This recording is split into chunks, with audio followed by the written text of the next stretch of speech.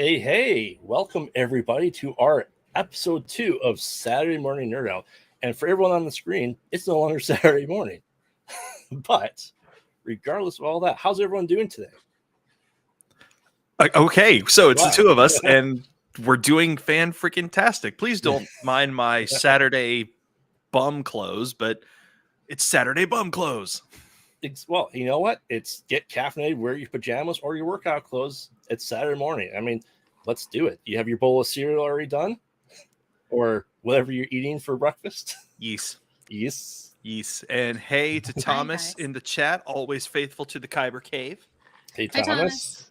How's it going? And distance nerding? Heck yeah. Wow, you guys were up early. Yeah. Yes. So, who's ready to get into our topics for today?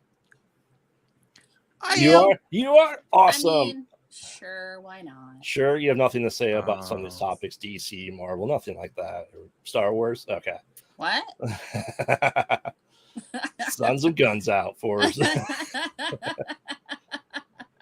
Do we have a little agenda? We do. First off, I'll put up the slide. We put up briefly, then I'll put the title over top. So, our very first topic that we're discussing today on the Nerd Out is just so we all remember, right? Dun dun it's dun. The hosts, not the fans. Daredevil, Born Again, right? So, the idea for what I want to do for this topic is, we're getting the news out there of who's coming back, who's not coming back. And I want to get you guys' thoughts on it, of who's coming back in the rumor mill and stuff like that, and why particular characters like Foggy and, Karen Page are not coming back. So, Daredevil Born Again, rumors, we know it's 18 episodes. I want to get you guys' thoughts and whether thumbs up, thumbs down, whether you're excited for it or not. So, that being said, I think I should go last. You think you should go last? Yeah. By the way, good morning, everybody. Sorry, I had to go get my latte on. See, I made my homemade latte. Oh. And good afternoon from Florida. Yes. Oh, good afternoon, Mr. Yeah, I was gonna say we're all in the afternoon. Oh, my overlays aren't here. Anyway, so we'll be. I mean, it is definitely morning for me. Yeah, it's just barely afternoon for.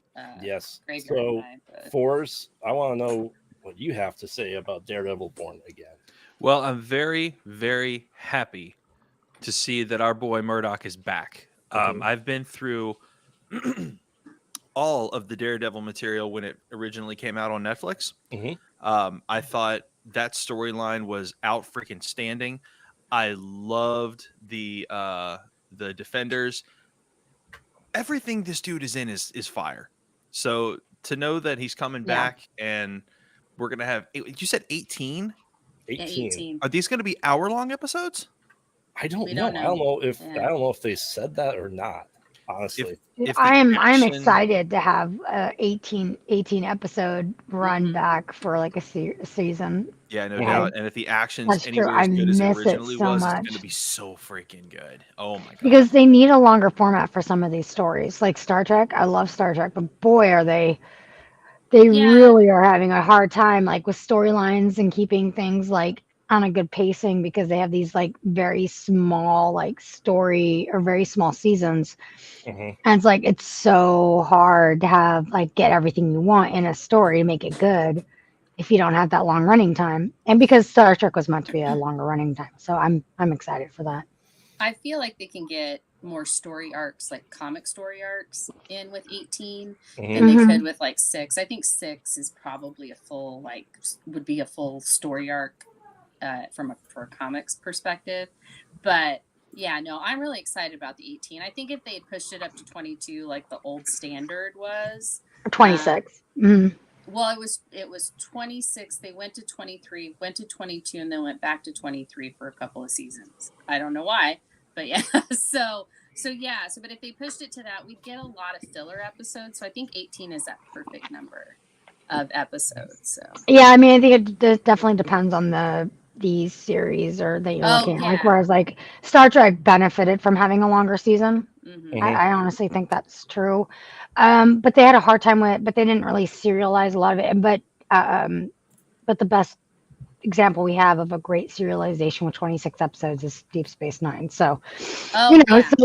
so the thing is like I'm really excited for the 18 episode. That's all. That's all I wanted to say on it. So I'm excited. I worry that it's not going to be nearly as it's going to be more child friendly. Mm. And I don't think Daredevil is a child friendly show. Oh, heck no. Yeah. Well, So you put the Child Punisher friendly. in there. Child friendly. I'm thinking it's not going to be. Family They've had a couple, like Werewolf by Night. There was, I mean, it was in black and white, but there was a lot of killing in that. Like, I'm not talking a about killing. lot. I'm talking about So- adult content because unfortunately in America we just know this is a given. We are way more desensitized to violence than any other country. Yeah, I do think that Disney understands with the Marvel imprint especially that they are going to have to tell more adult stories, and I think they're okay with that. I think they're slowly putting stuff in there. It's like just I because think it it's just depends on there, who the CEO is. yeah. So- Yeah, I mean, yeah, that's true. So, Frey, what I know you had a short theory as to why we're missing potentially, Foggy, I don't remember his where's my name, Foggy Foggy in and there? Karen Page. So Deborah, Yeah. Deborah and Wool and I never remember his name. I can't remember his Penub name. from Idle Hands. Yes. Right. All I can say is when I think about him, all I can see is what's his name? It's like a junior version of him, like a gosh, now my brain is totally. I'm not It's awake okay. yet. The guy that did Capote and Oh, Toby Jones. No, no, the guy that died that was in Hunger the guy Games. that died. He was in the Hunger Games. Philip Seymour Hoffman. Yeah, that's all I could think of. He's a young. It's like, oh, this is like a young Philip Seymour Hoffman. Like I think he's that level of good actor. But He was just in actually terms of in looking, Hunger Games with Philip Seymour Hoffman. yes. So And they I just look so rewatched much alike. those. So Yeah, All actually, I got that too. I was looking at the. So Frey, why do you think that those two people aren't in the show? I know you have a theory. So a little birdie told me, that little birdie being New Rockstars, that that the timeline has been revealed, and that they're actually going to do stories within the blip. Mm. So if Karen and Foggy got blipped, they wouldn't be in those episodes. And if they do some afterwards, it's easily explained that they came back and but in that time, Matt realized he didn't want to put anyone in danger. So he's severed ties with them so that he doesn't put them in danger. So you think that's the reborn thing is him coming back and changing his attitude of being Daredevil because he lost people? I think I don't even know if it's just the attitude of Daredevil. I think he's just letting them live their lives. I think it's more he's doing it for them, but he's also doing it for him. I mean, obviously, Daredevil is a very selfish character. And I love him. I actually liked Daredevil for a long time. And Charlie Cox being Daredevil just upped my liking him even more, to the point where I screamed in the theater of No Way Home Yes. each time that he was on screen involuntarily. Didn't know it was going to come out of my mouth. Had to stand up and apologize to the theater so we wouldn't get kicked out. So, I mean, it was crazy. So, yeah, these little things. That's how much I loved the Netflix version. I'm glad they're not making this one season 4, that they're actually kind of doing a soft reboot where it's, hey, these are the same, that was a different universe. They're introducing it in the perfect time to do that. So, whether we get Karen and Foggy later or they come, I doubt they have every single 18th all 18 episodes done yet. They might by the time, so they may show up as like a post-credit scene or something like that. But yeah, I think that's why they have that setting this during the blip, super easy explanation to keep them out. So that's my theory. Okay. So I guess, yay or nay that we eventually will get Karen Page and Foggy Nelson as those characters back. I mean, we're seeing everyone else come back. So do you think that we will eventually get it? Do you think this will end with him being in She-Hulk even as the end of the series, and then it comes back and it comes full circle? So now he's back in the present instead of being 2018 to 2023. What do you guys think? That yes, Karen and Foggy will come back as Daredevil and Panub from Idle Hands? I'm going to find this guy's name. So we're not calling him that.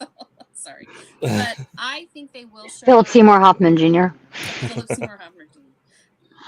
But I do think they will show up. I just don't know if I don't know if it'll be this season. But I do think that we will get a Foggy and a Karen. Now, whether it's the Foggy and Karen we know and love, or it's a new Foggy and Karen that we have no idea who they are. But so you're kind of in the middle then. Well, here's another question: does that mean we're going to get the Punisher as well? Oh, Yes. he's already said. Yeah, he's been filming. John Brethenthal is coming back. Yeah. Oh, awesome! I didn't know that. Okay. Yeah. Oh, yeah. I guess they signed the deal a couple weeks ago, so it's not that old. But Oh, okay.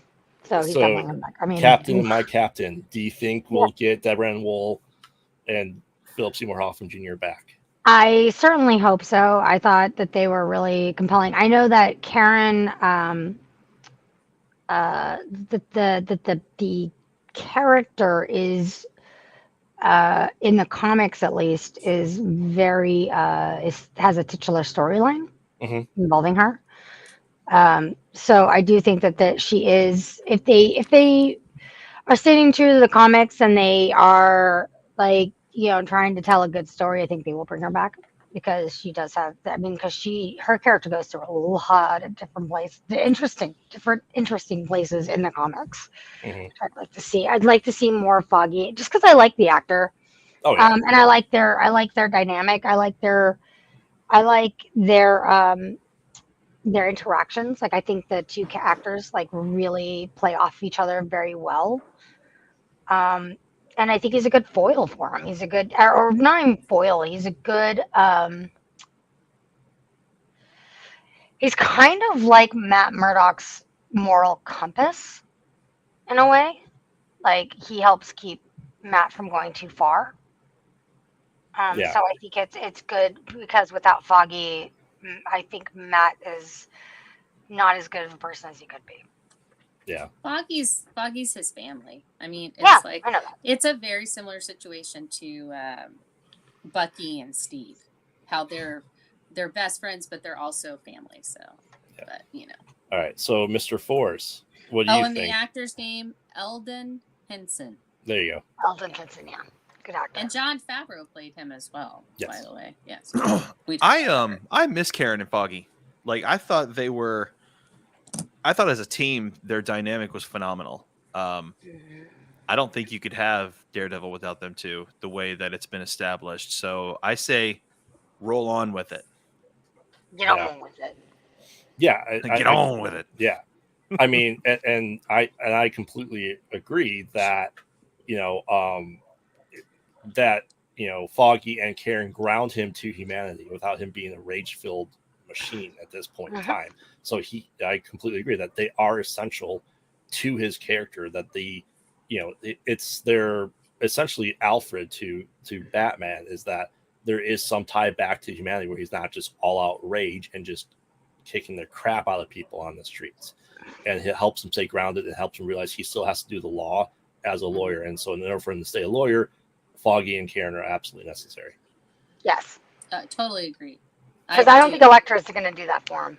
No. But I'm wondering if they're going to pick up and he's going to lead the hand. Because if that's the case, then that's going to go in a totally different direction. But you know what? We have so long to speculate about this. And I feel like we have a lot more coming up. So what do you say we move on? Yes. All right. So let's go ahead and then get on to our next topic. Ooh, me and Charlie in the same scene. Yeah, there you go. I don't know if Frey has anything to say about this. I don't know that guy. I've never seen him before in my life. So we're discussing James Gunn to direct the next Superman movie, right? That he's writing and directing it. I just want to get everyone's initial thoughts on how you feel about it and if you think it's the best choice for the character, honestly. Please bring back the Big Blue Boy Scout. So, Frey, why don't you go ahead and go first? I think it's awesome. I feel like James does his best work when he writes the story as well. Mm-hmm. So I think that's good. And I mean, who doesn't want to freaking direct Superman? I would love. Well, no, I would want to direct Wonder Woman, but that's me. But yeah, so I do think that it's a really great thing, and he wants to kick off the high echelon god level character the right way. And who's gonna know the vision that they're going for if it's not him? So yeah, I'm totally on board with it. I would give it all my nerdydom thingies, whatever. We'll figure that out later. This is the second show. Does it make you more excited with him writing and directing it versus somebody else? It makes me calmer. It makes me feel like, okay, no, I think, yeah, this is good. This is the direction that, we're going to, he's leading the way. Leaders lead. Mm-hmm. They don't, so he's saying, hey, here's the example. I'm putting all of my chips on the table. This is everybody knows Superman. You see that S anywhere in the world, they know who that is. So, it's a big gamble. And I mean, he's putting all his chips on the table. I think it's great. I think he's going to do a really good job. It just makes me feel, I was anxious. I was like, gosh, they got all this stuff going on. They got all these authority, all this stuff, people don't know, and then he's got, he's doing this. It just makes me feel like, okay, no. So you think we're finally going to get the DCU in the right direction then with this? Yeah, I do. I do think that. And I think they have to do their own mold. I think, yes, they can look at the outline that MCU has, but they've got to go their own direction because DC and Marvel are not carbon copies of each other. So. No. Yeah. How about you, Miss Captain? Bring back the Big Blue Boy Scout. Yeah. I'm sorry. I kind of miss the Big Blue Boy Scout. That's what I miss. I miss him because he needs it. Because we need that. He needs to be okay. So I know some of you guys aren't perhaps maybe the biggest CW fans, even though I know Mr. Force is. I mean, the best shows, the best episodes are the one where you have Arrow and you have the Flash, and it's because the Arrow is broody and like it's very gritty and all that, and then you get Barry Allen, who is Barry Allen, and their dynamic is just beautiful, and you need that. Like you need to have that. You can't have two broody characters because the dynamics are all wrong. So I'm all. I hope that he brings back the Christopher Reeves-esque Superman, and we get to see that kind of interaction with the Batman, because that will make for really comedic moments, really great moments, really endearing moments is what I think DC needs, which I think they are sorely missing. Yeah. Right. So are you more excited with James Gunn leading the helm? Well, I mean, with seeing how he took on Guardians of the Galaxy, I can't imagine that he wouldn't at least do an admirable job. I think that people forget, like when they go into I'm going to be edgy, they forget the humanity and that you can't just be an edgelord all the time.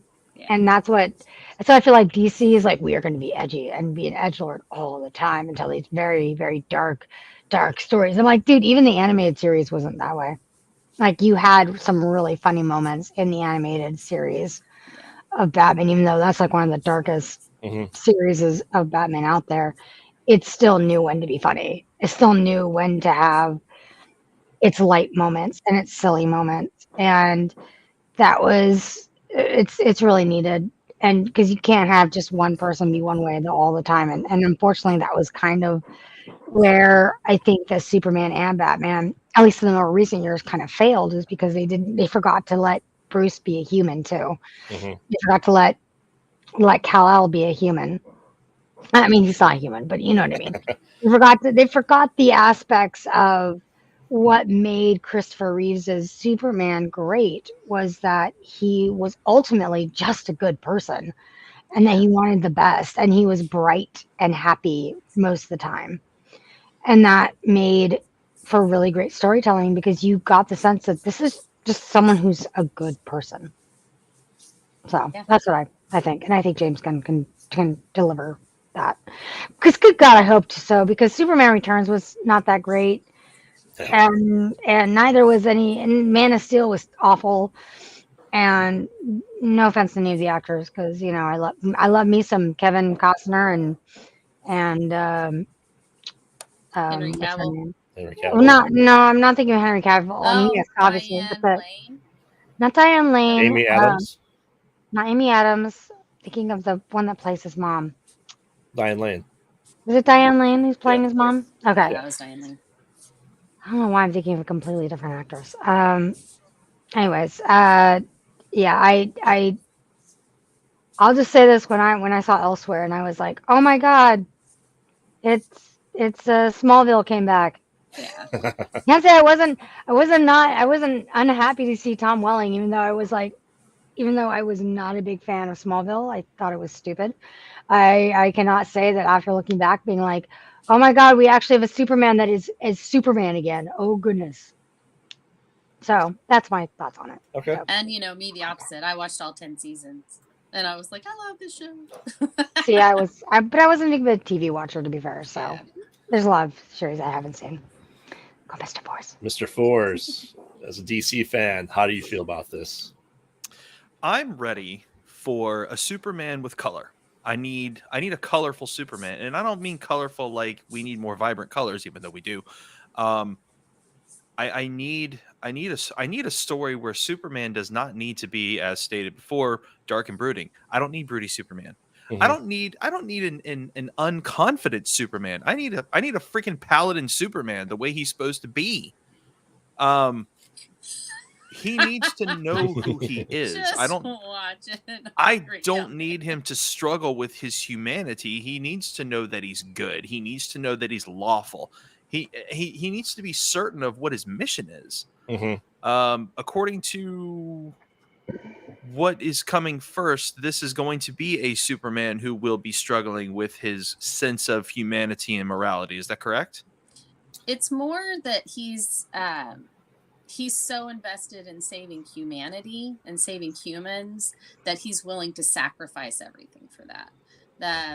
Because it's based on, I want to say, All-Star Superman, and that first arc is about Superman having to save Lex Luthor, or somebody Luthor has sent up because he's the president or whatever. Mm-hmm. And he, granted, I haven't read this in a long time. Oh, President Luthor, this will be very interesting if Lex Luthor is president in this. But so movie.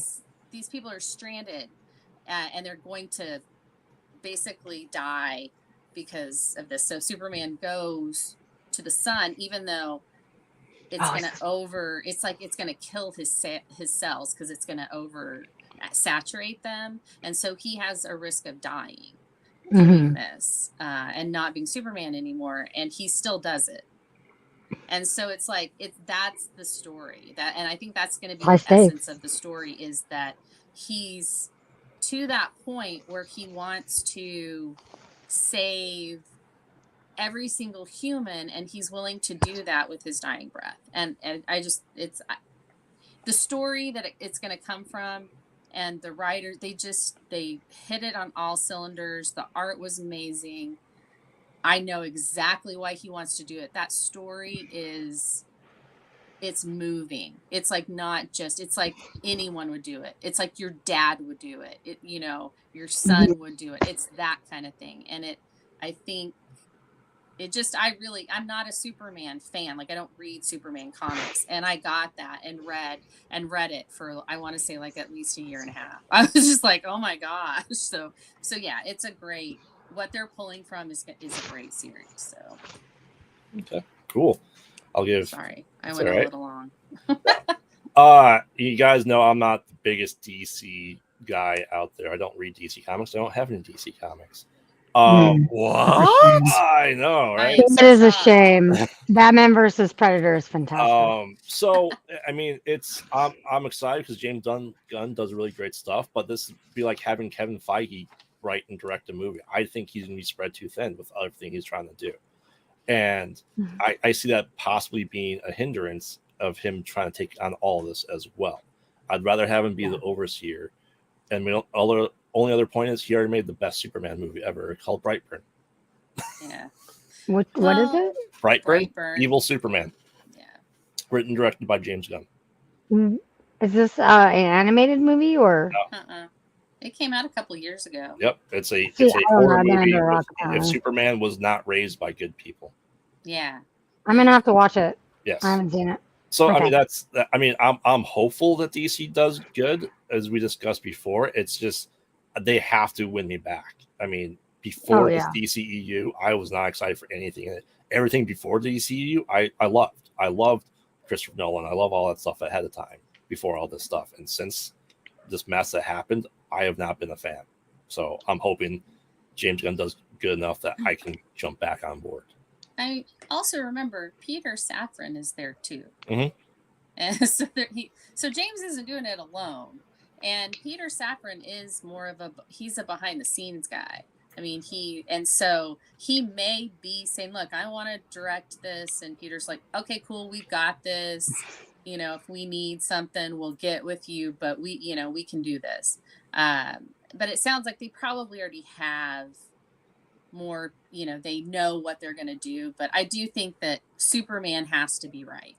Yeah. It's like your flagship. You have to do Superman right and you have to do Batman right. Well, Matt Reeves is already doing Batman and everybody loved that. I mean, It was a good thing. Even though it's an Elseworlds, it still was. So they've proven they're bringing Batman back and they've got people behind it that know what they're talking about. Yeah. You got to do the same thing with Superman. And I think that's why they're not doing a Wonder Woman movie or haven't announced one yet, is because she's the last person in that Trinity. And that's going to be something that, you got to do that one right too. So, yeah. All right. Well, let's move on to everyone's favorite daddy. Oh, he is kind of like the new space dad, isn't he? He is. I'm all about mommy right now. So I just want to get you guys' initial reactions to this episode. We've discussed theories over on Distance Learning and all that jazz.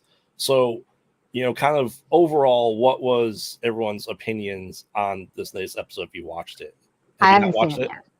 You haven't seen it yet? Oh no. I haven't seen it yet. I don't have it Disney Plus. Oh, okay. Right. And the person I was watching with it is yeah.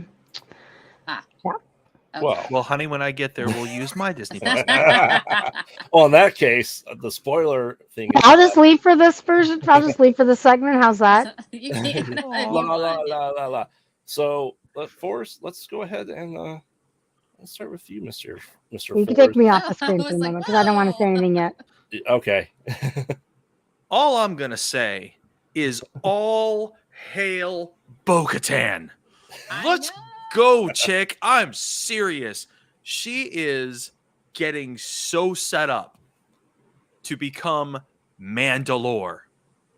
It's going to be hers. I didn't think it was, but I'm seeing it. I'm seeing it happen. Her armor is starting to come together. She has seen the beast. She's going to ride the beast. I'm just telling you. It's going to happen. Then she's gonna ride the mythosaur. What? That's what I'm saying. She's no, this is going to be ride the beast, and then. Oh my God! I said this to Phil, and I'll say it here. Mando will unite them. Bo-Katan will lead them, and it will be glorious. I am so ready. And they'll be they'll be in a marriage. No, I know, Frey. You're not a big Star Wars fan, so but what do you? So what do you think of this episode? Like I said, we'll discuss more spoilers and Easter eggs obviously on Tuesday's show with Distance Learning. But What was your overall feeling about this episode? I really, really liked it. I loved it, actually. Because, you know, there's people that were like, oh, Bo's doing this. She's being manipulative, blah, blah, blah. No, she's integrating herself in that. And she's becoming Grogu mommy. And I love it. I love it. And so, yeah. So 12% of my theory may come true, but I don't know about the marriage. But yes, I am still on that train. But yeah, no, I thought it was great. I loved the confirmation that Ragnar was Visla's was a Visla that was actually his son. So I thought that was kind of cool because I said he was because I just assumed he was, but I guess now we have confirmation. And I liked the little paintball fight thing that they were doing. I just thought that was hilarious. But yeah, the only thing I was like, y'all need to get off this planet. You got stuff in the water, you got stuff in the sky. Leave the planet. Just leave it. So I wanted to just briefly touch on, is there enough giant monsters? Do they really need to train those pterodactyl beasts? I mean, there's in Star Wars world, and especially this season, we are seeing so many giant beasts that there's not enough food and life to sustain these things anymore. So how do you feel about them grabbing the babies or these creatures and what they expect to do with them? Well, I can't have one, first of all. The husband nixed it, said I can't have a little baby raptor. And then said that we have corgis, so we already have baby raptors, so it's, you know, same thing. But no, I mean, here's what I see, because in the same episode they were like, oh, I ran out of fuel in my jetpack. And these guys can fly longer, obviously, so I could see the military or the like Mandalorian reason for having them. You know, hey, oh, this is another creature we can tame and use, you know, for our training and stuff. And I think that's great. I would love to see Ragnar Visla riding one of them raptors, you know. But and you know, then he's, you know, father of raptors or whatever. And yeah, so this is why I think them getting these 3 baby raptors, and I think there's going to be political marriage. I think they're going full Game of Thrones on this bitch this season. So, Forrest, how do you feel about all the giant creatures? I think it's great. I also feel like they're going to utilize this to reestablish Mandalorian dominance.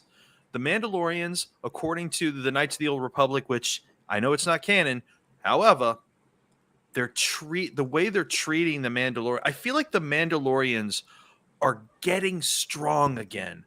When we were introduced to them in the Clone Wars and again in Rebels, they were weak sauce. They were dominated. The Mandalorians are supposed to be dominators. If Canderous Ordo had been walking that planet during the time of the Clone Wars, he'd have thrown his helmet off and quit. Yeah. Because I'm sorry. The Empire should never have been able to establish dominance over the Mandalorians. That should have been the war of the galaxy. It shouldn't have been the rebellion versus the Empire. It should have been the Empire against the Mandalorians, because that's how insanely powerful they are supposed to be. They don't have access to the ancient tech. If you know what the Mandalorian basilisk is, there would be no war. It would already be done. Oh yeah. The basilisk was the screw the Naboo fighter, screw the X-wing, screw the Y-wings. No. When a Mandalorian showed up in your airspace in a basilisk, you better run. Yeah. You better pray you have 30 more seconds, because you probably don't. Right. So I certainly feel like with the Raptors, the way they're conquering beasts, the way they're especially with the teasers we're getting with the Mythosaur, I believe the Mandos are finding their strength. They're finding their strength. the Armorer, as much as a cult leader people believe her to be, Oh, she totally is. But yeah, she is also very accepting of new blood, even old blood. And I think Bo-Katan is finding herself once again. She's finding her inner Mando. Like I believe that the Armorer is giving Bo-Katan hope. yeah. And this is key. Will these little raptors play a part later on in the season? I sincerely hope so. Will the Mythosaur play a big part? I sincerely hope so. Right. But they're right now, these people, they are finding their strength. The Mandalorians will be strong again. And this is exactly what I wanted. I begged for this at the end of season 2. I loved that we got to see Luke. I love that it was Mark Hamill. And I love we got to see lightsabers and all that stuff. And what we got in Boba Fett, great. I was so happy with that. But thank God we put the Jedi aside. I am ready for the unification of the Mandalorian Empire. Let's go. Yeah. This is the way. Yeah. I mean, I understand. I see what you guys are saying about the Beast, but my gripe about this episode was if that mama had to go that far for food, how are these things surviving without picking off younglings or foundlings? Right. And that's not even the child's not enough to feed those 3 babies. Let's face it. Yeah. On top of feeding her and all that stuff. So I get that they're trying to realize that there's other giant beasts on other planets before they eventually get to the Mythosaur. And I think I completely agree. That's where they're going, that this is a training ground and everything like that. And all I can say about this episode is, Jin showed us why you need to have a fighting pit for your kids when they're young. You dig a pit and you gradually increase the animals in the pit to make them stronger. And that's essentially what he was showing to do. That is the way that you have to train properly. I don't want to drag this out further than we have to, but I do want to ask one question. Yes. Now that we've seen the Mandalore planet, and now that we've seen the living waters are still living, do you believe that there is hope to possibly raise these babies and move people back to Mandalore to reestablish a habitat? Is it possible yet or to come? I think we'll see them go back before the season ends. I don't know if all of them will, but I think some of them will.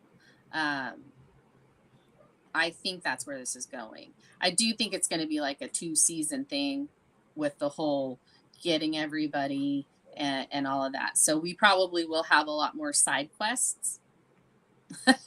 And, Grief's going to have some sort of happening going on on Navarro. So we'll probably go back there as well. But yeah, I do think that we'll go back. And I'm excited. I love the Mandalorians. And, I'm a Coder fan too. So it's like, I loved all that. And the whole where they would shoot themselves out of their starships. And oh my God, it was like, you guys are crazy. You guys are Tom Cruise crazy. So, yeah. But I think it is. And I'm so happy about it. I just want them to retake their homeland and get their honor back. Because I feel like they don't have that yet. Yeah, I completely agree. Mandalore is coming back. Yeah. So, all right. I know Aubrey wants to talk about Space Daddy, so let's bring it on without the spoilers. So. Okay, I'm back. You're back. So, spoilers are done. What do you want to say about Space Daddy?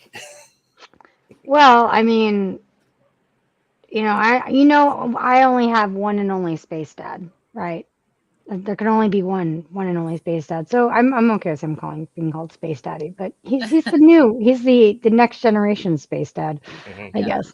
There can only be one, and that's Captain Sisko. He's the OG Space Dad. But if I was going to have any other Space Dad, I guess it would have to be the Mandalorian Space Dad.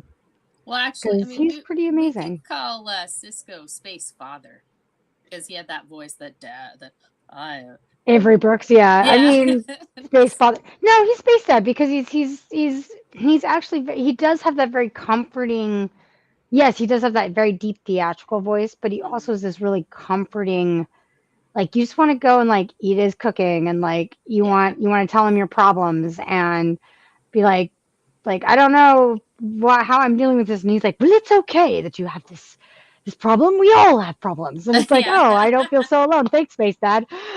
That's true. That is true. I'm not the god. Like he's so great. I love him. That was what he said to Q anyway. Anyways, he's Space Dad. Like, I mean, he gave us what it was like to have a really good father-son relationship with Jake. And but it's nice to see that again in another character, like, and it's really great because it's not like Grogu is his actual son; it's his adopted son, and I love seeing the dynamic between that. I love seeing that there is that father-son bond between them. That is something that's very deeper than just blood. I really appreciate that. Wait And until you see Bo-Katan with him. It's even cuter. So that's the only thing I'll say, and I didn't spoil anything. Okay, that's good. Well, I did love I kind of loved that, is it Bo-Katan? He's the little guy, right? No, Bo-Katan's the other Mandalorian. Oh, okay, yeah, I haven't seen that one. Okay.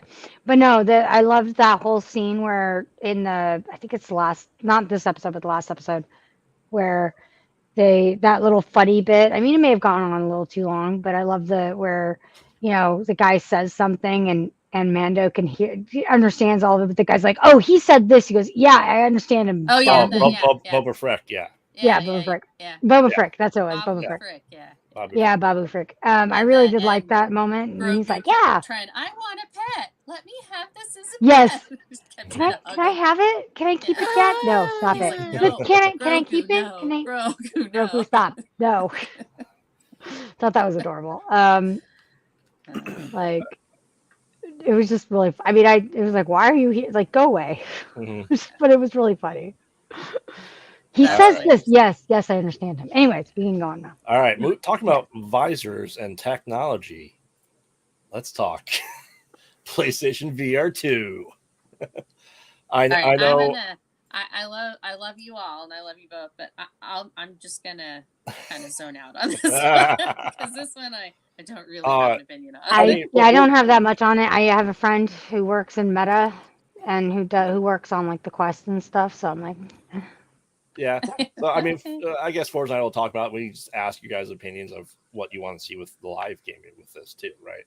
Okay. So, Forrest, my man, why don't you go ahead and discuss your experience with PSVR 2? So, I would dare say this piece of tech is the best we're going to get right now. Mm-hmm. I love my Meta Quest 2, my Oculus Quest 2. There's a lot of great stuff on it.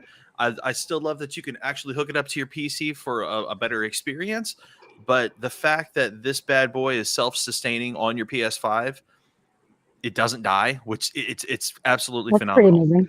Number 2, it's glasses friendly.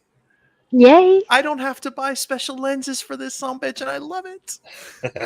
The gaming on it so far has been phenomenal. My son has gone all the way through Resident Evil 8 in VR on this thing, and what a magnificent experience that was.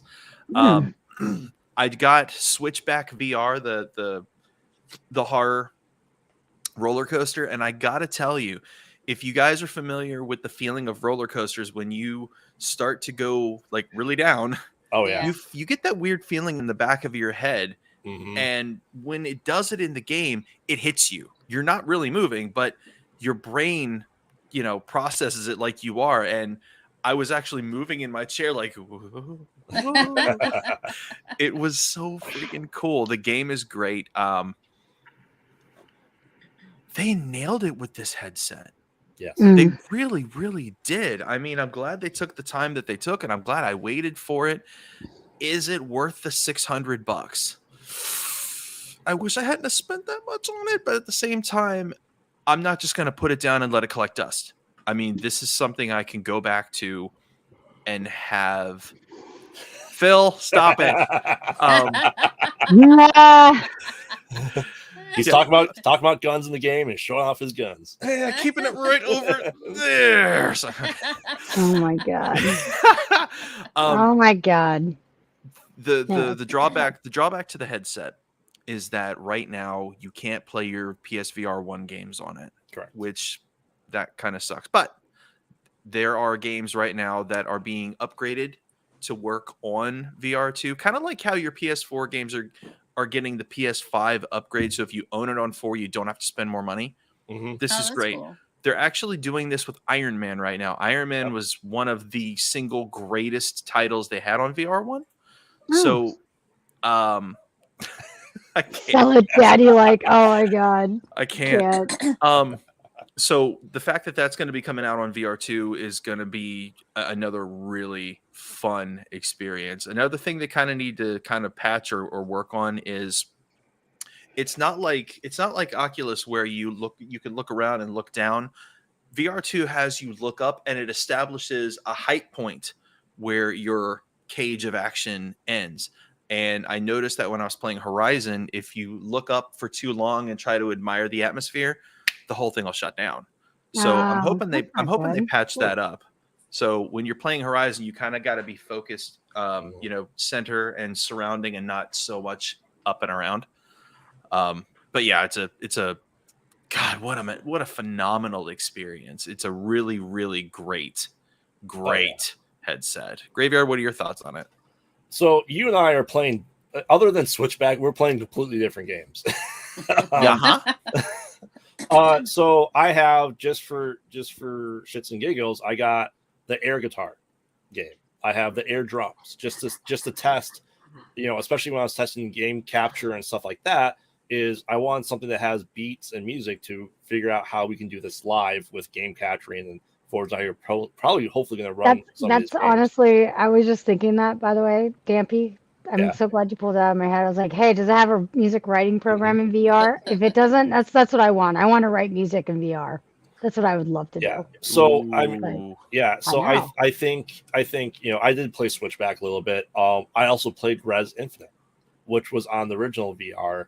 And I can tell you right now, it is an amazing game. The original Res for Dreamcast, you felt immersive. And this, like, you are completely immersed. You can look completely around you and everything like that. And, I'd like to see them get past the rail shooters and the guns and the sabers. I want to be able to do more of it. I want to do, they had, Star Wars, and I want to be able to wield a lightsaber. I don't want necessarily just guns all the time and stuff like that. But I think this is a great platform to do a VR House of the Dead.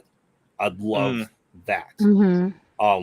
Not necessarily a rail shooter, but like all the old classic gun arcade games that you can't really play anymore because of this technology with the guns required for like PlayStation 2, we'll be able to do that, or the guns for Dreamcast and Saturn and stuff like that. I think, we need to be able to bring that stuff back. I love the Star Wars trilogy that was in arcades to come to this. I want to be able to ride the speeder bike. I want to be able to lightsaber with Darth Vader and move stuff up and down. So, I mean, I'm ecstatic for the more horror games. Yes. Especially Switchback. Now, my problem is my office isn't very big. So I have to sit down and I have to make sure, I'm within reach of everything and not punching my screen, because I can tell you, I've been playing this for a couple hours at a time. The first one gave me headaches within 30 minutes. So it shows that the technology has greatly improved that as a whole. I know Forza is playing that right now. I'm not going to play that. But hold on. No, I pressed the wrong stupid button. I'm letting you finish, and then I'm going to throw it up there. Okay. So, I mean, it's just something that I think, I'm looking forward to doing and be able to capture and just bring it to everyone. Now, my problem is with the air guitar, you have the space and you have to push buttons, and I'm leaning so far forward past the grid that's there. I'm touching my screen. I'm touching my other systems.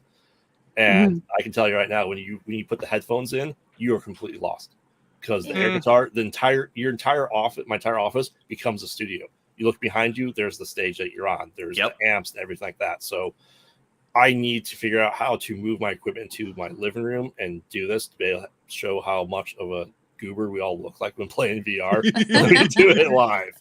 So I'm ecstatic for this, where this goes. I hope they keep pumping money into it. And Forge, I don't know if you know this, you can actually hook this up to your PC. Yes. So Awesome. I've heard I'm about excited that. for that. So I just want to get Captain and Frey Girls, do you want to see Forge and I do horror games in the VR on the gaming live? I wish I Go ahead. I wish I honestly could play this stuff with you guys. Like I don't have the funds to buy a VR2 or PS5, so But you can I'd play like it. to play about it. Forge and I have determined, because it's so hard because we can't see our screens, this is going to be a dual person operation to get this to work. Someone's going to have to be playing it, and someone's going to have to be running the show. See, that's now cool. on the other side of things, while Graveyard is up on stage and playing his music and rocking out like a complete champion, your boy Fours is making a complete fool of himself with his new girlfriend Kizuna AI, doing this dancing game where my family comes out to the living room and they just bust out laughing because I'm getting down like Elaine from Seinfeld trying to get this. Getting it on like Donkey Kong. Oh my god, this game right here. It's shameful that I'm playing it, but it is so much fun. It's all anime music. Why is it shameful? I don't It's understand why it's a shame. when you see me play this game, it's pretty damn shameful. But you know what? I've decided I'm gonna do this on one of the lives here, probably later tonight. I'm not sure. I'm gonna get it hooked up, and then I'll get some people in here, and then we'll just like rock out to it, because what a freaking phenomenal game! Like, it's kind of like Beat Saber, but Oh, you treat it more like they're drumsticks. So as the notes and lights come up, you're gonna grab them and move them, and you're gonna hit them and you're gonna move them, and you hit it with one or two or both, and it's just a freaking blast. do you want Music Maker? Can we just have a VR Music Maker? That's what I want. I know. Sorry, I think seriously. Music Maker the game would be awesome. No, I think it would give people a false sense that they can write music when it's so much more than that. With y'all's permission, I'm gonna take a quick 2-minute break, and I'll be right back. Cool. After these messages. All right. Well, while he's doing that, you scream, I scream. Do we all scream? For horror? Nah, not that one. Scream 6. So Woo! we're spoiling this, and I know it's been out for 15 days. So, I haven't seen it yet. I'm planning on Uh-oh. seeing it with my friend. It's okay. It's fine. I kind of know the formula, so it's all right. so this is I don't plan on seeing it, so go for all it. right. So this is the horror corner that we are. I want to discuss. And I saw it the day after it came out, right? So, I was pretty ecstatic to see it. So I said, spoilers are up right now. Did it hold up to what you expected? It's Scream 2. Oh, it's Scream 2. Wow, really, like beat for beat Scream 2? So that can happen a lot. the whole rules of they go, this is a franchise, and they lay out the rules, and as Salem and I discussed, they always state the rules in Scream movies. They never follow them, ever. So true. That is so true. So I mean, it was a pretty decent movie, but my gripe with this movie as a whole, and if you are on the New Rockstars Discord server, I discussed it in the Scream 6 spoiler section. Way too many people are still alive. They are so afraid to kill anyone at this point in time. Well, I mean, they killed off Dewey. But okay, kind of upset a lot of people. So after Scream 1, we had the core 4 that stayed alive. Scream 2, we were down to 3 because they killed off Randy stupidly. And it took until Scream 5 for Dewey to die. But now there's a new core 4 plus the survivors from every other existing thing. So we have 8 survivors at this point in time, which is insane for a horror movie franchise. I mean, if you're getting smart to all the rules, you're getting smart to how to survive. I mean, it's more of a survivor than at this point. They're not. And if you want to cover your ears, Aubrey, you can go ahead and cover your ears. But it is like the whole thing of Billy's mother. It's like that reveal, but for Scream 6. Like Billy's the father. Wait, what? You don't want to see that. It's like that same reveal, like, oh, it's Billy's mother, not Billy, like, because in the first one, and then right. I watched up until I think 3. I watched Scream 3, and then I was like, this is the same thing over and over again. I'm not watching it, So yeah, Well, it's all about family again. Yeah. That's fine. I mean, I don't really. I mean, I'm. It's not a big deal to me, really. I'm totally fine with that. Like, I'm kind of intrigued on how that's going to play out. So I said I'm waiting to watch it with one of my best friends. She's the one who showed me Scream originally, which is kind of funny. So like when we got back in contact, because we stopped talking for like 13 years, and the two big things that we ended up watching together was Spider-Man No Way Home, which is funny because one of the last movies we saw together was Spider-Man 3. So it was like this kind of whole, whole circular thing. Then we watched Scream 5, and she's the one who showed me Scream 1. We watched that together. So it was like kind of like this big thing. And now Honor Amongst Thieves is out, and one of our favorite guilty pleasures is D&D, is the first D&D movie. We watched that together in the theater, and we had the biggest fun.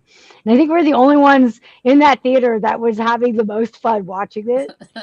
So like that's kind of like been our two things that we need to go and do. She's just been really busy, but that's been like the two things. Like, okay, we're gonna watch Scream 6 and we're gonna watch Honor Amongst Thieves, and that's gonna be our thing. So that's why I've been waiting to watch it, really. But I'm okay with. I actually liked Scream 5. I thought it was a good.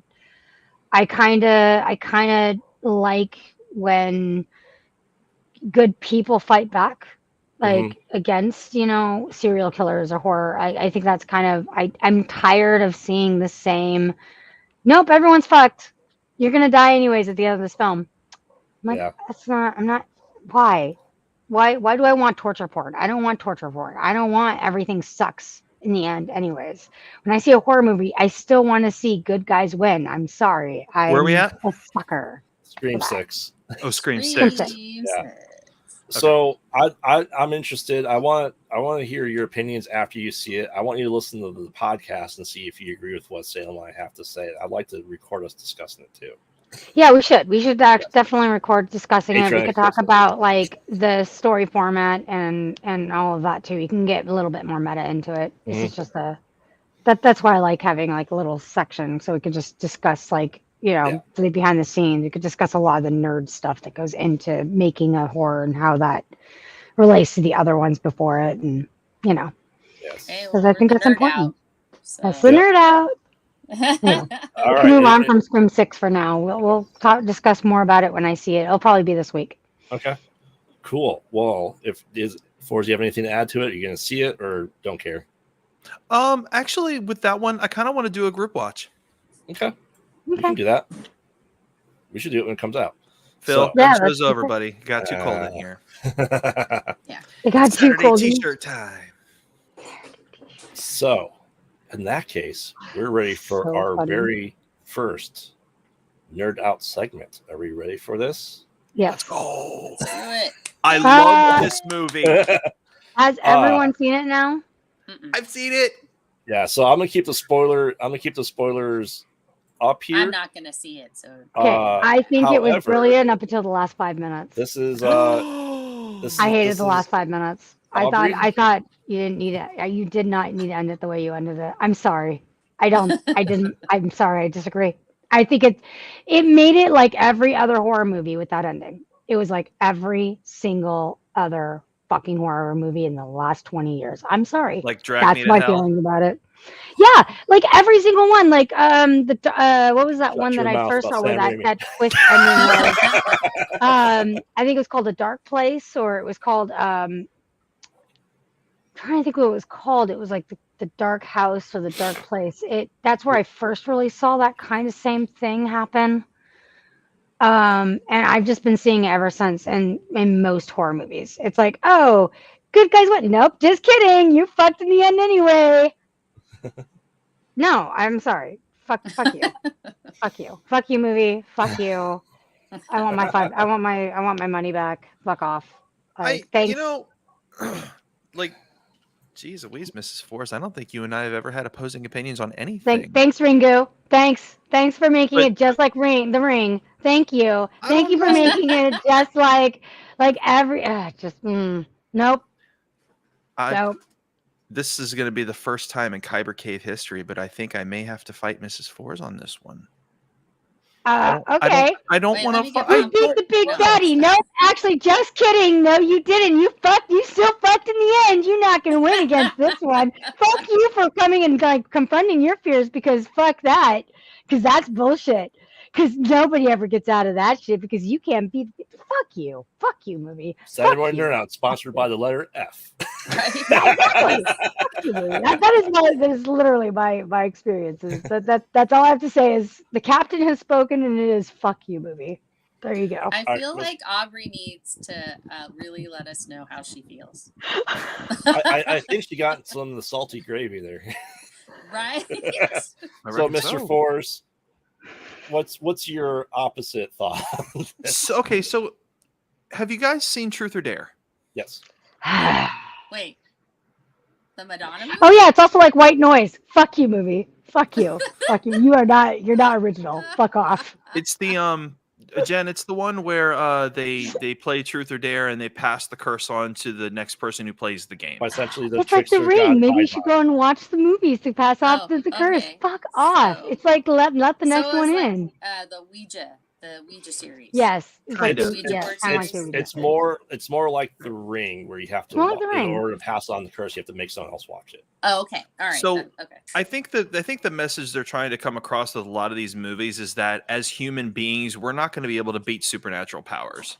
Like, these creatures, these demons, these interdimensional monsters, whatever the freak they're supposed to be. I think what they're trying to do is they're trying to establish this quote unquote dominance that you can't outsmart them. You're not going to beat them. You're not going to outwit them. They know humanity because they've been around it's like Apocalypse. They've been around for thousands and thousands of years, and they've pretty much figured out how we think. So by the time we reach the end of, that's what I actually liked about Truth or Dare, because they fooled this guy. They're like, okay, Truth, how do we beat you? You can't. He has to speak the truth. That's the rule of the game. You can't beat me. That's kind of what they did in Smile. This chick had everything in place to beat this monster, and then flip right at the end. I've been in your head the whole time. You're not going to beat me. Your human brain does not have the ability to get That's not what I past got my from it, though. logic. That's not what I got. I mean, it has nothing. I didn't think I had anything to do with that. You confront your fears. Because it's about fear. That's all that it is. What it's trying to say is nothing new. The only thing that you can beat that you can fear is fear itself. That is why it's stupid. If you confronted yourself and you confront your demons, to me, that is up until the last 5 fucking minutes, that's what it was about. It's about you have to confront your own fears, because that's what's going to kill you in the end. And the fact that she actually confronted her past, which most people do not have the strength to do, by the way. Mm. I just disagree. I disagree completely. I disagree that they fucked themselves. They shot themselves in the foot with the whole message of the movie. I got to go And be back like, and watch it Just again. kidding. Nope, you fucked no matter what. 'Cause by Like, the time I'm sorry, you could still confront supernatural beings that are much stronger than you, and all it does is just go, oh, okay. I mean, it doesn't have to kill that creature, but it does go, oh, you confronted yourself. Good job, you win. Good job. Not even like you win, but good job. I'll just go fuck with someone else now. Oh, good, you got me. It doesn't have to be like, oh, you actually killed the actual creature or whatever it is. It's, oh, okay. I see that. I can either that, or if it is a fuck you moment of like, nope, you still lose no matter what. The fact that the ex-boyfriend came and it still got passed on, that was the big fuck you part. That to me, even that just rubbed salt to that wound of like, nope, you fucked and everything you did was for naught. It's just like every fucking movie that I've seen that's like this. Every single one. Fuck off movie. Fuck off, you're not original. Get the fuck out of here. I feel bad for liking it now. Don't. No, If no. you Look, it's subjective. I'm not saying that you look. This is not subjectively. You can like it all that you want. This is not subjectively. I just didn't like it as at the last 5 minutes. Up until then, I thought it was quite brilliant. Actually, I just feel that they cheapened the ending by making it the way that they did. They made it. It's just like watching Nemesis, even though Nemesis is a terrible, terrible movie, and it's actually a very awful like example. But Nemesis is basically like scene for scene, basically.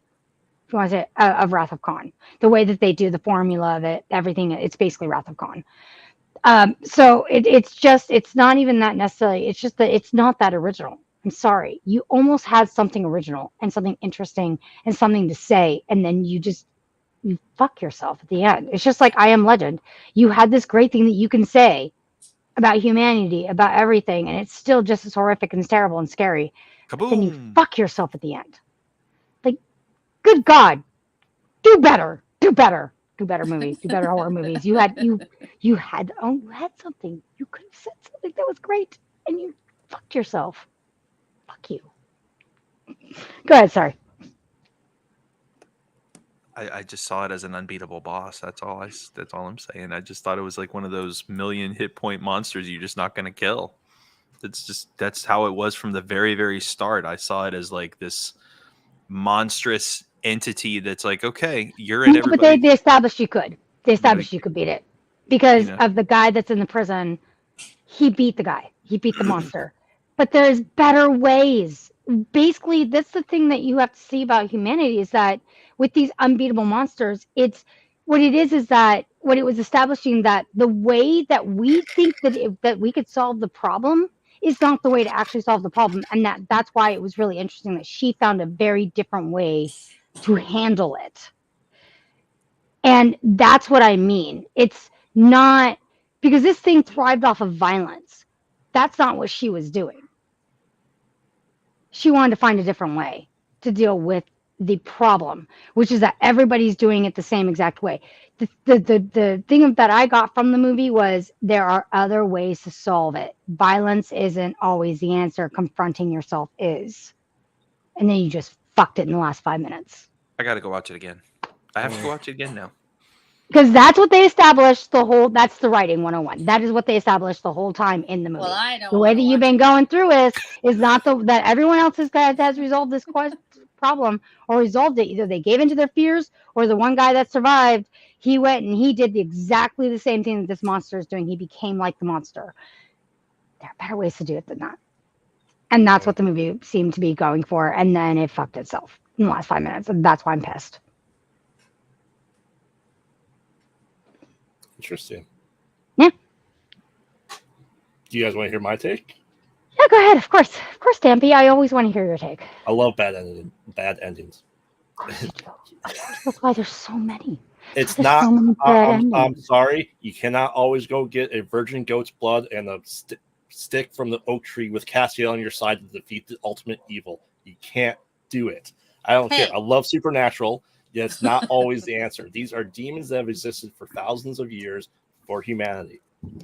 Sam and Dean would be nowhere without me. Right. So, you don't have to kill the creature to defeat them. Well, that's the whole idea, though, is that even the idea is even if you confront your past, your sins, that it's still unstoppable, that you can't do it. I'm sure you've listened to Matt Pat's theory on how to beat it, and that really isn't a way to beat it. And I think that is a very noble thing because the studios, we've discussed this before, stopped bad endings from happening for a very long time because they want the happy ending. They want to have hope. I don't like contrived happy endings. But I also am so tired of seeing these movies that show that they're going to go and then they're like, nope, just kidding. Sorry, I disagree. And that's the thing. She tried doing the right thing, but she showed how hopeless it actually is. And to think that if these things existed, that humanity on their own would be able to defeat it, it's not realistically possible for the most part. That this is essentially a trickster demon that thrives on violence. And yes, I wouldn't say the guy in jail beat it. He passed it on a different way, so it stopped going after him. And it's not any different than It Follows. It Follows was a Yeah, fantastic we movie. see this again. Nothing really original here. The thing is that what it is that it's establishing something that is unknowable and ancient as ultimately being evil. And ultimately being, yes, this is a very malicious entity, but it's ultimately establishing that anything that is unknowable and that is something we don't necessarily understand as being automatically evil. And it's not something that it's not like, hey, this is a test in a way of humanity for, hey, if you don't confront yourself or confront something, oh, you're just bound to die. And I just find that to be so incredibly destructive to the human psyche. I find that to be ultimately, if we can't control it, if we can't kill it, then automatically we are dead. We die. It's an us versus them. And I don't mind if she had killed it, in the sense of like, and because to me it was like, your past is going to kill you unless you confront it. That's what I got out of it. But then it turns it around and goes, nope, just kidding. That's why I'm pissed at it, because I thought it was a really good take on it. And I just disagree. It's okay. It's subjective, but I don't think that. And again, if you want to have a malicious entity like that, have its opposite. Have that opposite, because we automatically think that entities that are unknowable are automatically evil. Just because we don't understand the motivations doesn't mean they're necessarily evil. And that's what it's basically saying. You can have malicious entities like that, but the fact that it's just whatever, fuck it, it's gonna happen anyways. Again, I don't know. I thought that's not the way that the movie was setting itself up to be. And that's what that's why I hate the 5 minutes, last 5 minutes, because that's not what it was setting itself up to tell. That sounds, it feels contrived at the end. That's why I don't like it. So that's why I think it's a ridiculous story. Just that's why I don't like it's the bad ending. I mean, you can have like a Silent Hill style ending and still not win, and still have it be like a Silent Hill ending. You see, you're not looking at this from this point. Franchising. Yeah, I was gonna say. Silent Hill still is a franchise. So just saying. Yeah. Not with the same people. I don't know. Silent Hill 3 is that still has the same people. You're talking video games. I'm talking movies. I didn't like the Silent Hill ending movie either. I'm talking. We don't talk about the Silent Hill movie here. We don't talk about the Silent Hill the new one that's coming out. Anyway, but I mean, it's. I think because she just did research on how it's passed on, she didn't do research on the entity itself. So she didn't have the knowledge to defeat the entity other than potentially stopping the trend that she saw. So you can't really defeat an enemy without knowing the enemy, and that's what I think the point that's in fair. the process. I guess that's fair. And maybe they'll continue it, and the guy will figure it out. But then it's still, I don't know. Well, and that's the thing. That we didn't get so much of a background and lore, right? You need to be able to have more movies to get lore into it, to be able to establish how to defeat potentially the ultimate evil. First time encountering, and someone encounters for the first time, they're not going to know how to do it. I'm sorry. It's just not feasible for someone to know all that information. She only traced it back to 7 people. Where did it start? Where did it come from? That's fair. That's fair. And maybe like they'll be like Ringu too, where you had that happen, and maybe the guy himself will, the ex-cop will do all that and will understand it and be able to defeat it. Sure. Right. And I think that's really what it's coming down to is when it's man against man, usually man wins. When it's man against supernatural is going to have a hard time not winning. Oh, no, I agree with you. I agree with you there. I mean, that's why actually I liked the new, I actually liked the idea of that much better in the new Blair Witch thing, new Blair Witch movie. I don't know if anyone's seen it, but it came out in like 2016. Yep. It's actually fantastic. It's a fantastic movie. I really quite liked it a lot. It didn't give me the same like I'm bowling over trying not to throw up sensation that I got in the first movie, which is why I cannot stand the first movie. But I actually really liked the ending of it. I thought it was good, and it set it up for that the whole time. It was really well done in storytelling perspective, because that really shows that, hey, humans absolutely do not understand a fuck thing about the supernatural, and you're going to die. Yep. Anyway, so that's yeah. Sorry, I don't mean It's to all like totally like take over the whole conversation. Oh, we I had need feelings. to have our own show for Horror Corner. We really do. We need to make one for that. Okay. So, you have no interest in this, Frey? No. Okay. No. Okay. All right. Well, we're coming good up. We're in my coming up non-horror about bubble. that at a time, ladies and gentlemen. So, let's do our outros and tell us where people can find you and go from there. So, why don't we go ahead and start with the one and only Captain Oh My Captain. I just love that this has now become my catchphrase, is Captain Oh My Captain. Hi, I am Captain Lady Moon, and you know where to find me. You can go look at all these things here. I also have my own solo album on Spotify. I am a writer and a composer, and I do music, including most of. I will be doing a lot of these shows, music, somewhat in the future. We've got our music in place, but I have plans for that. So, yeah. So basically, I'm a writer, I'm a musician, I'm a composer, and an actress. So, actor-ish thing sometimes. So that's what I do. You can find me on BYL for these, or you can find me on Spotify under Aubrey McCoy. So. All right. Thank you. Sweet. Hey. One and only Frey with Yeah. the ceiling cleaner in the background. Yes. Special guest. So I'm Frey Girl. Is that Mr. Frey? Yeah.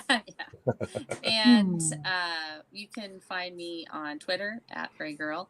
On Instagram, I am at Gotham_Oracle. And on TikTok, I am at Gotham.Oracle. I do have my own channel called Frey Girl, and it's really just shorts of my corgis. So if you want to look at some corgi shorts, you can go on there and do that. You can find me here on Saturdays at the Saturday Morning Nerd Out. And on Tuesdays, I kind of intern-ish. I don't know what I do there. I just do everything there. I'm on the download with Distance Nerding, so you can find me there as well. So yeah, that's me. Mr. Force. Was it my turn? It is. Yay! It's your turn, Mr. Force. We would like everybody to go to kybercave.com and pick yourself up one of these magnificent, fabulous lightsabers. Then head over to saberfont.com and get yourself what is known as a sound font. You're going to plug these bad boys into your sabers to get all of the great sounds. You can find me there. I am Fours FX Saber Sounds. Also, tune in to my friends Juan Sith and Harry Solofons, also located at Saberfont. And if you're not into the whole Star Wars lightsaber thing, then you can find me on Tuesdays and Thursdays as an official host on Distance Nerding. You can find me on Fridays on Kyber Cave After Dark. I host Thursday night gaming live on Kyber Cave Productions right here. We do that right after the build on Distance Nerding. I'm sometimes on the Retro Alcove, and I host a really fun show called Two Queens and a Fours, where we are playing some not exactly retro, but not exactly new stuff either. And very, very soon now, Mrs. Fours and I are finally going to finish Last of Us Part 1 live, and then we're going to move into Last of Us Part 2. If you are native to California or you know anybody from the Kyber Cave, then I will be in California in 3 weeks. And if you're friends with them, you get to meet me in person. So may the Fours be with you. And don't forget to check out our Patreon. Even $1 a month can get you all a chance to get all the great things. So we'll see you next time. Hoorah. And I'm Graveyard hosting this Saturday Morning Nerd Out. I'd like to thank first and foremost everyone for joining me here today, everyone watching and listening. As far as make sure to like, comment, subscribe, comment what you think of the show, and if you want to nerd out with us and talk horror movies with us, make sure to join our Discord server. We're Frey and myself are mods on it, and everyone here is part of it. So if you want to talk nerdy to us, please make sure to check it out. On top of that, I am the co-host of the Mostly Pod Out of Night Mostly podcast, which we release every Wednesday. And next week, we're releasing 2 episodes, one on Wednesday and one on April 1st. So I hope you guys are excited for that one. I'm super ecstatic for the April 1st one. And yeah, make sure to check out our Kyber K Productions channel. We have 8 shows over 7 days. So we have content for you every single day. Yes. So, yes. And it's varied. It is varied, yes. So, yeah, and there'll soon be a new show too, or maybe 2 new shows: the Horror Corner and and the New Order role playing game. We're so involved. Yeah. So make sure our next show is tomorrow night, and that is Saber Rattle at 7 p.m. Pacific. So make sure to check it out. It's hosted by Mezzo and Ark himself, where we have Kyber Daddy himself, and we have Smuggler's Den coming on tomorrow night. So make sure to check it out. And I want to thank all you cavers, dwellers, and spelunkers, and everyone here for joining us. And don't be afraid to let your nerd out. So until next time, bye. Nerd out, baby.